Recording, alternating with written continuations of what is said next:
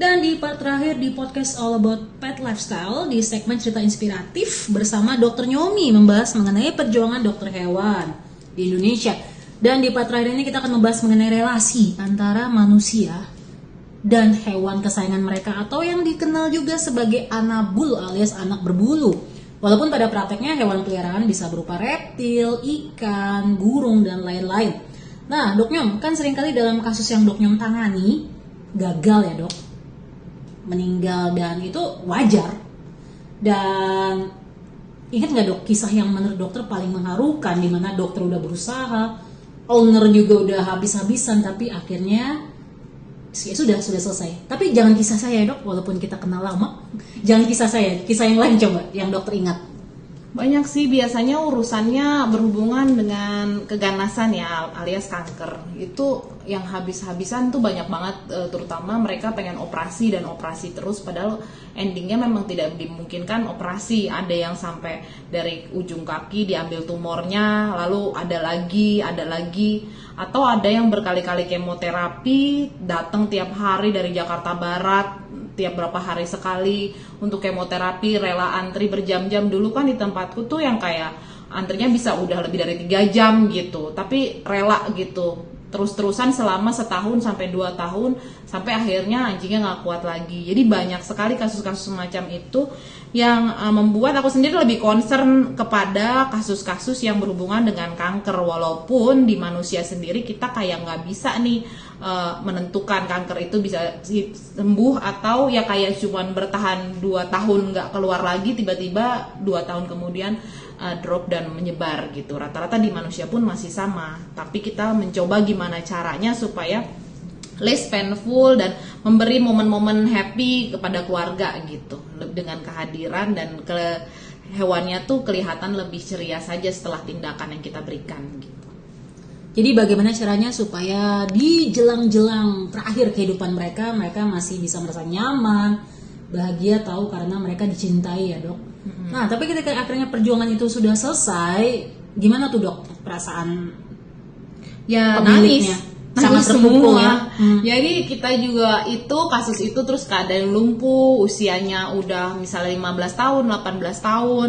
Ya kita melihat proses itu, ada yang sampai bikin kayak kita tempat rumah duka ya. Jadi dijenguknya terus dari pagi sampai malam, kayak mau nunggu tutup peti gitu. Jadi sekeluarganya sampai tetangganya datang satu persatu. Kita waktu itu bagusin kondisinya dengan bunga dan segala macam. Jadi keluarga tuh senang sekali dan rasa terharu. Tapi itu pertama kali waktu itu ya kayak 2015 ya kalau nggak salah ya, yang datang dari pagi sampai malam, sampai kayak besok paginya lagi baru dijemput untuk dikuburkan.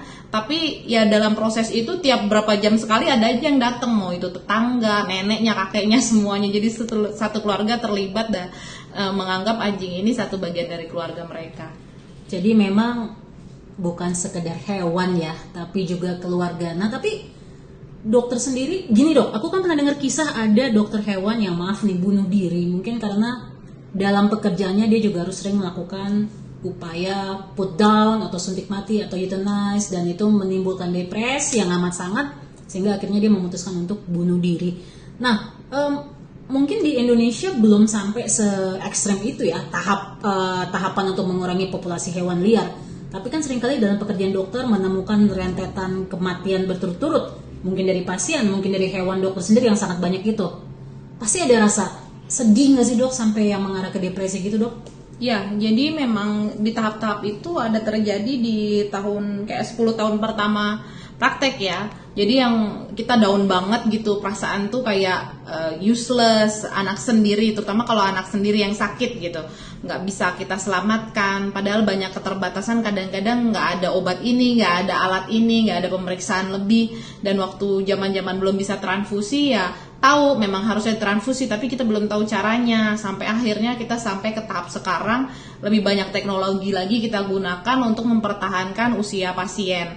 Nah, kalau misalnya ngebicarain tentang put down euthanasia, bukan suatu hal yang kontra ketika memang sudah tidak bisa bangun lagi atau tidak menjalankan fungsi, misalnya sulit menelan, dia tidak mau makan, tidak bisa berdiri, tidak bisa berjalan, dan memang tulangnya sudah mengalami pengapuran semua, jadi memang sudah tidak bisa disupport apapun termasuk kursi roda. Dan itu bisa dengan kayak gitu, kondisinya ginjal bermasalah, organ bermasalah, itu kalau diperpanjang lagi bisa dalam jangka waktu sangat lama. Jadi memang ada beberapa kasus yang kita akhirnya merelakan nih.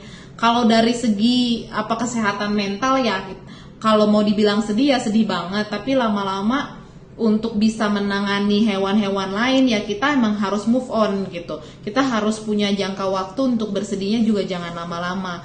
Kalau enggak ya kita akan mengorbankan pasien-pasien kita lainnya. Kalau dari segi saya sebagai praktisi yang memang passionate terhadap pasien-pasien dan kesembuhan pasien saya diutamakan, jadi lebih ke arah keinginannya seperti itu. Kalau mungkin yang lain mungkin akan down dan berhenti praktek, tapi waktu itu kebetulan ya bisa lah lewatin kayak gitu kondisinya, jadi bisa akhirnya menghibur diri dan bahkan mencari alternatif terapi untuk ya membuat kita tenang dan rileks lagi untuk melakukan treatment pada pasien-pasien lainnya gitu. Tapi bagaimana caranya supaya dokter bisa move on, karena kan susah loh mengatasi masalah mental itu kan.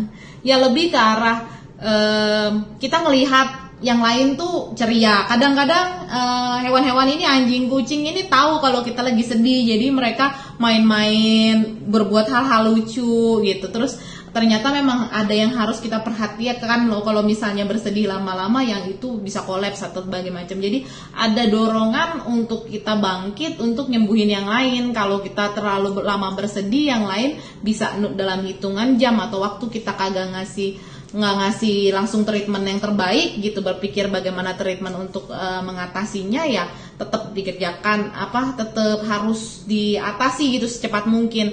Jadi kebetulan karena pekerjaanku lebih concern ke surgery ya, jadi ketika ada yang drop atau misalnya kita punya pasien mati yang bikin sedih gitu, meninggal bikin sedih, tapi saat itu juga memang ada jadwal operasi ya tetap dikerjakan, karena kalau operasi itu nggak dikerjakan ya pasien yang operasi itu menunggu terlalu lama bisa juga RIP gitu.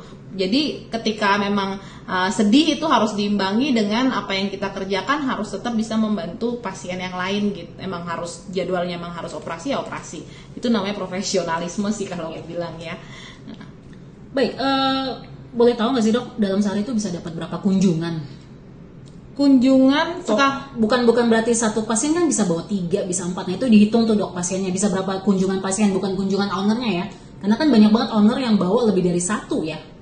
Kita mungkin nggak terlalu banyak, mungkin ada beberapa klinik yang jauh lebih banyak, bisa sampai 100-an. Kita kayak per hari ya 100. Tapi kalau kita kayak cuman 50 aja itu udah berat banget gitu. Jadi kayaknya kalau lebih banyak dari itu kita sendiri nggak sanggup, karena banyakan pasien yang datang itu kadang udah lemparan sana sini, jadi pemeriksaannya lebih intensif, pemeriksaannya banyak gitu, macam-macam, misalnya periksa darah, periksa ronsen dan sebagainya macam, USG. Jadi memang satu pasien mungkin nggak cuma sebentar ditanganinya, jadi segitu aja. Kalau di Jakarta di Bandung tuh sekitar 20-30 sehari aja udah banyak ya, dan itu memang intens gitu. Nah itu kalau di Jakarta sekitar ya bisa sampai 60 lah. Nah itu kalau dokter melihat fenomena ini, menurut dokter apakah berarti kesejahteraan hewan di Jakarta dan di Indonesia pada umumnya semakin baik seiring dengan berjalannya waktu, atau apa nih yang dokter lihat? Ya kayaknya sepertinya sejak COVID ini orang demand-nya lebih seneng sama hewan ya, karena memang lebih intens dan lebih attach, lebih banyak aktivitas bersama hewan yang lebih safety ketimbang dulu sama manusia, takut kena virus dan segala macam. Jadi lebih banyak memang meningkat, dan perkembangan klinik hewan pun juga makin banyak, baik di Jakarta ataupun daerah, bahkan yang kayak klinik-klinik besar, bahkan bikin rumah sakit juga semakin banyak. Jadi yang skala menengah ke atas ini juga makin meningkat gitu. Jadi berarti memang demand-nya terhadap kesehatan hewan yang lebih berkualitas itu memang tinggi saat ini. Jadi emang bagus sekali. Oke, last question. Dokter, ada hal nggak sih yang ingin dokter sampaikan kepada pemilik hewan?